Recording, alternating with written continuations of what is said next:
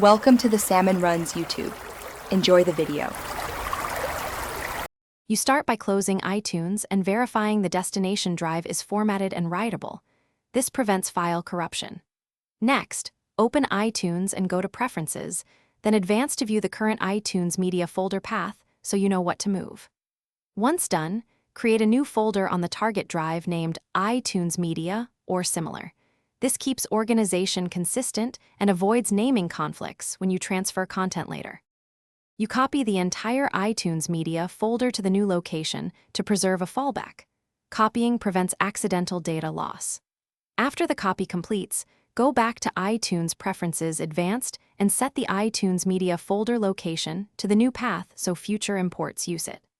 Then, use File Library, Organize Library, and select Consolidate Files to copy referenced files into the new folder. Make sure to monitor progress and let the copy finish before testing playback.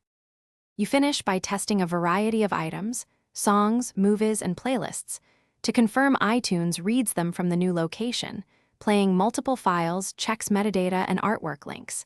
If you see exclamation marks, use Get Info or right-click tracks to locate the missing files and point iTunes to the new folder.